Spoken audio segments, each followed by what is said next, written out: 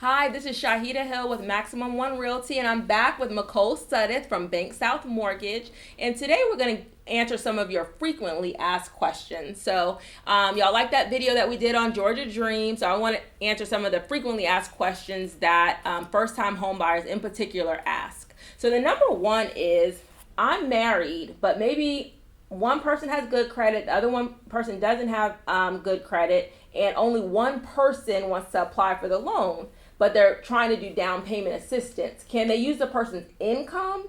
The person with the bad credit, can they use their income but have them not on the loan? No.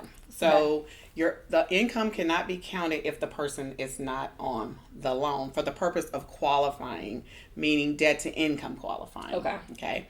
But for down payment assistance programs, they all have some level of household income limits, which means in that case, the spouse's income has to be considered to determine if you qualify within those limits. So one set of guidelines for qualifying debt to income wise and another set of guidelines for down payment assistance household income limits. So if you have a spouse that makes $30,000 and you make $30,000, then the household income is now $60,000, and that we have to make sure that falls within whatever down payment assistance program you're looking Even if for. they're not going to be on the loan. Even if they're not going to be on the loan. Now, somebody will ask me this. Well, how will they know? We pay our bills separate. We do everything separate. They have their own accounts. How are they going to know?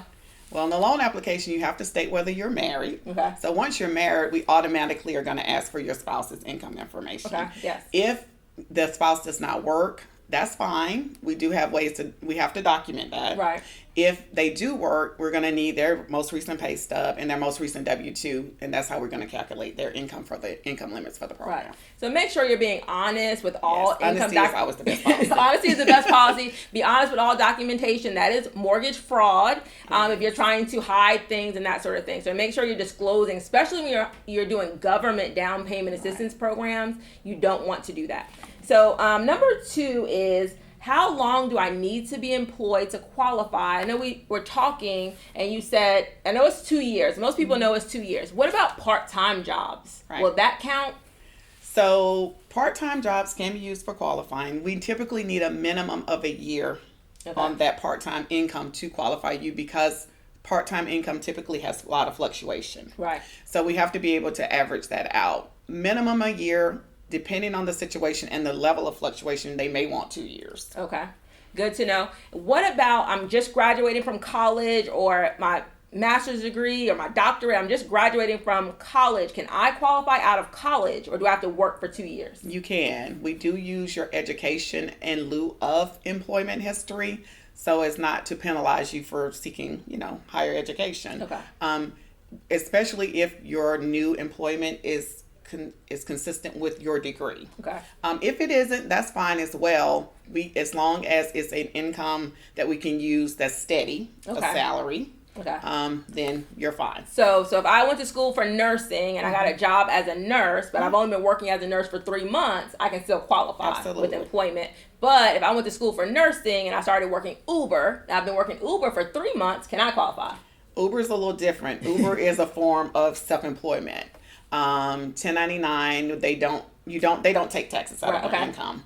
So that requires a 2-year history of that income, because once again, you have the fluctuation, so we have to be able to average that. Okay, let me change it to target. So I graduated because I don't want to be self-employed anymore. I graduated from I graduated from college, and my degree was in engineering. Okay. Now I work at Target, and that's not self-employment, but I've been working there for 2 years. No, not 2 years, but 2 months. Yeah. Would I qualify? If you're a full-time hourly employee at Target, yes, we can. We can do it. So if you're graduating from college and you have employment, you should be able to qualify even using your college experience, your college education, your years in college. So that's good to know. I'm going back to the self-employed. I'm self-employed. There are a lot of people that have their different, they might do Uber and Lyft, and they're doing Instacart, all of these jobs, and they're making decent income.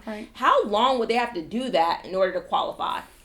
back to that. Any self-employment. Any self-employment, 2 years of filing federal tax returns as a self-employed person. Okay. And we're going to average that net income for qualifying. So that net income, whatever you put on your tax return. So even if you're making, say I'm making $100,000 doing Uber, but when I file my taxes, after all my Uber expenses, then I'm just putting in, that I make, after I take all my deductions for Uber expenses, I'm just putting in that I make $30,000. Can you count my $100,000 or my $30,000? $30,000. Okay. So whatever you decide you're going to pay taxes on, your taxable income is the only income we can use for qualifying. Okay, that's very good to know. So if you're self-employed, you need to make sure you're keeping good records of your income and reporting that income to the IRS. Absolutely.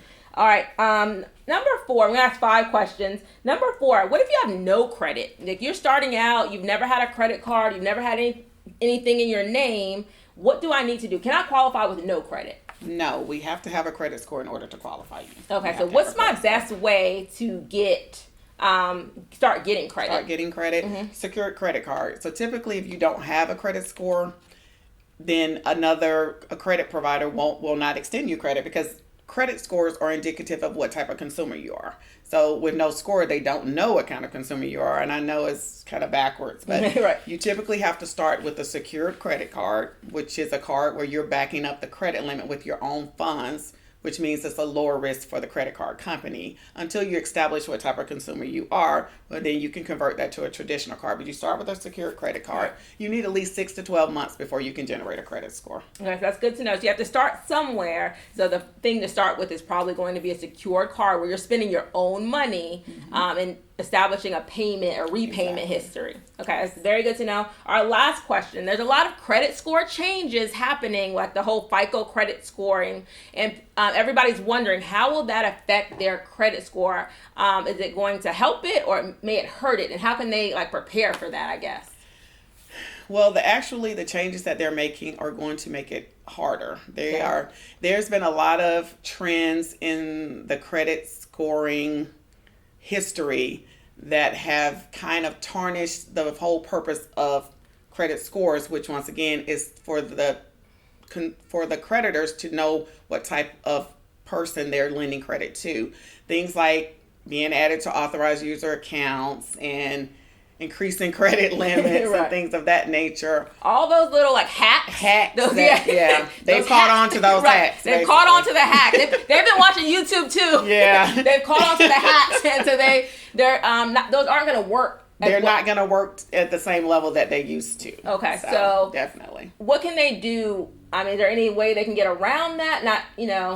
Just going back to the true traditional way of improving your credit, which is paying your credit on time, keeping your balances low, and having open established credit. Okay. It's just the basics. It's no more tricks, Right. Just do it the old fashioned way and you'll be fine. Right. Pay your bills on time. Make sure you have some kind of payment history. All of those things. Those are going to make, as long as you maintain that over a good amount of time, that's going to help you have a good credit history. Absolutely. You can still dispute any inaccurate things on your credit.